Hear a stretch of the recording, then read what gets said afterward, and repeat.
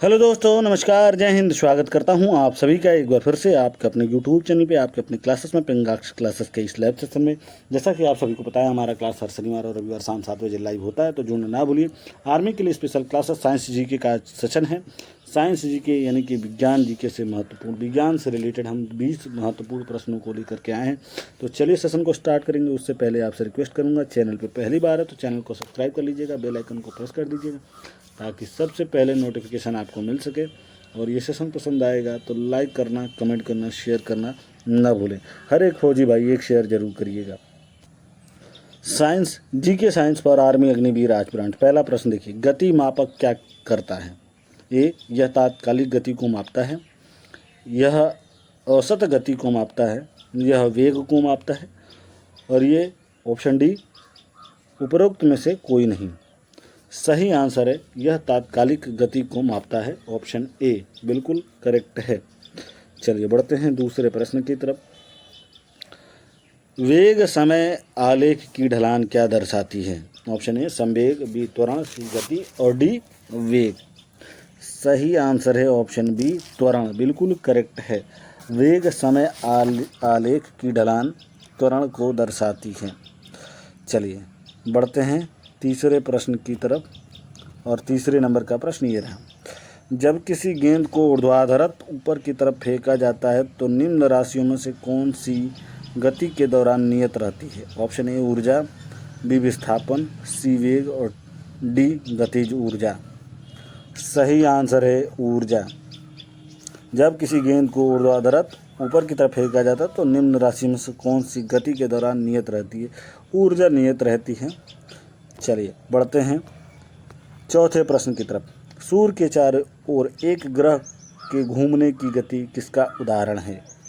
Option A एक आयामी गति, बी द्विआयामी गति, सी त्रिआयामी गति और डी सरल रेखीय गति। सही आंसर है द्विआयामी गति, बिल्कुल करेक्ट है। चलिए बढ़ते हैं पांचवें प्रश्न की तरफ। एक सीधी रेखा में यात्रा कर रही एक वस्तु की गति के दौरान वेग समय के साथ स्थिर रहता है। बताइए। ऑप्शन आपके सामने है। ए रैखिक, बी अनुवादकीय, सी समरूप और डी संतुलन। सही आंसर है सी। एक सीधी रेखा में यात्रा कर रही एक वस्तु समरूप गति के दौरान वेग समय के साथ स्थिर रहता है। चलिए बढ़ते हैं छठे प्रश्न की तरफ।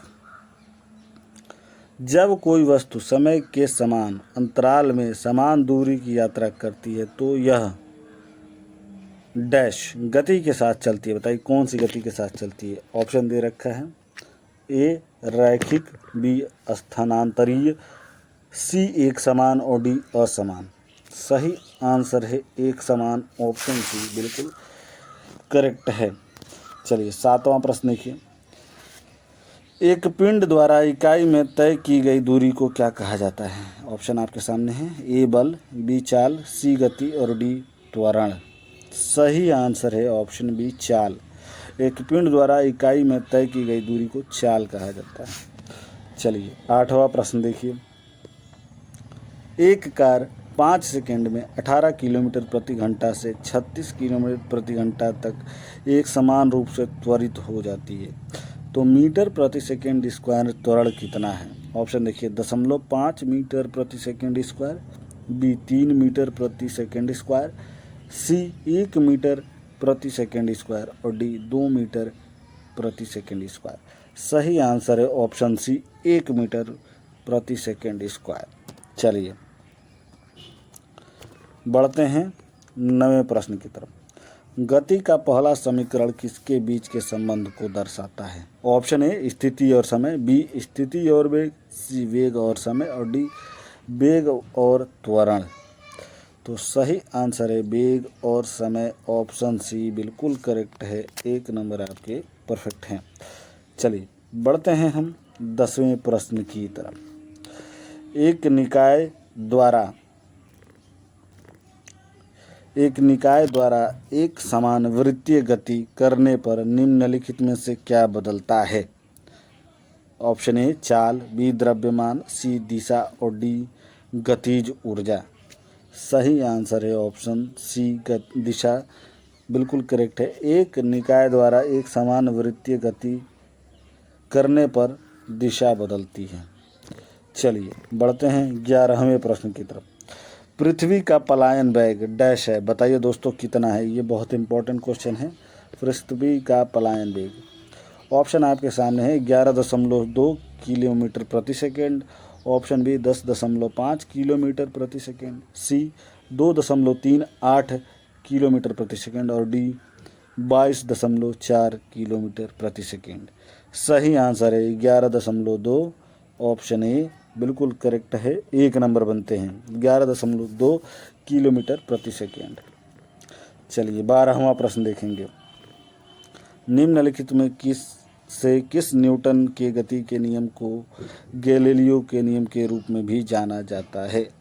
ऑप्शन आपके सामने है। न्यूटन की गति का पहला नियम, बी न्यूटन की गति का दूसरा नियम, सी न्यूटन की गति का तीसरा नियम और डी उपरोक्त में से कोई नहीं। सही आंसर है ऑप्शन है न्यूटन की गति का पहला नियम, बिल्कुल करेक्ट है।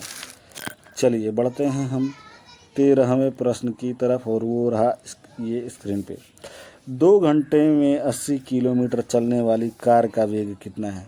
मुझे लगता है आप सभी को पता होगा इसका आंसर। ऑप्शन देख लीजिए 10 किलोमीटर प्रति घंटा, 20 किलोमीटर प्रति घंटा, 30 किलोमीटर प्रति घंटा और 40 किलोमीटर प्रति घंटा। सही आंसर है 40 किलोमीटर प्रति घंटा, ऑप्शन डी बिल्कुल करेक्ट है। चलिए 14वां प्रश्न देखिए। जब एक चलती हुई कार अचानक से रुक जाती है तो यात्री डैश के कारण आगे की तरफ झुक जाते हैं। ये कार होगा। ऑप्शन आपके सामने है। ए अभिकेंद्रीय बल, बी विराम की जड़ता, सी गति की जड़ता और डी दिशा की जड़ता। तो सही आंसर है आपका गति की जड़ता, ऑप्शन सी बिल्कुल करेक्ट है। चलिए 15वां प्रश्न देखिए। सीधी सड़क पर चलती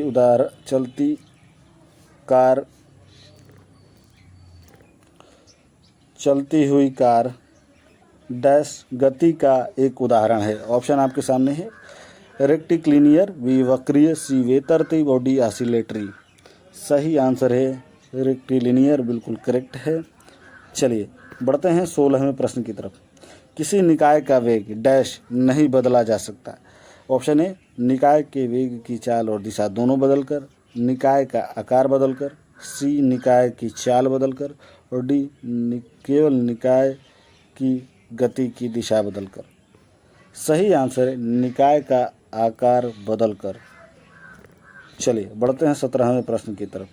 रॉकेट किसके संरक्षण के सिद्धांत पर काम करता है। ऑप्शन ए बल, बी संवेग, सी वेग और डी द्रव्यमान। सही आंसर है संवेग, ऑप्शन बी बिल्कुल करेक्ट है। रॉकेट किसके संरक्षण पर काम करता है, संवेग पे काम करता है। 18वां प्रश्न। निम्नलिखित में से कौन सा एक समान सीधी सड़क पर स्थित त्वरण पर चलने वाली कार के लिए सही है। कार का त्वरण 0 है, ऑप्शन बी कार का वेग 0 है, सी कार का त्वरण लगातार बदल रहा है और डी कार का वेग लगातार बदल रहा है। सही आंसर है कार का वेग लगातार बदल रहा है, ऑप्शन डी। चलिए 19वां प्रश्न। जूते के सोल खांचेदार क्यों बनाए जाते हैं। ऑप्शन ये प्रश्न बहुत इंपॉर्टेंट है। ऑप्शन सुन लीजिए। ए जूते को अधिक सुरक्षा देने के लिए, बी घर्षण को कम करने के लिए, डी सी घर्षण को बढ़ाने के लिए और डी जूते की आयु बढ़ाने के लिए। सही आंसर है घर्षण को बढ़ाने के लिए, ऑप्शन सी बिल्कुल करेक्ट है। खांचेदार बनाए जाते हैं। चलिए आखिरी प्रश्न। एक वस्तु की संवेग डैश पर निर्भर करता है। बताइए किस पे निर्भर करता है। ए वस्तु के कार्य करने वाला बल, बी वस्तु का द्रव्यमान, सी पिंड का द्रव्यमान और वेग दोनों, डी वस्तु का वेग। सही आंसर है आपका ऑप्शन सी पिंड का द्रव्यमान और वेग दोनों। इसी के साथ आज का ये सेशन समाप्त होगा। मैं मिलूंगा आपसे एक नए वीडियो में कल के दिन। कल का जो हमारा सेशन होगा मैथमेटिक्स का हो। तो चलिए तब तक के लिए धन्यवाद। जय हिंद, जय भारत।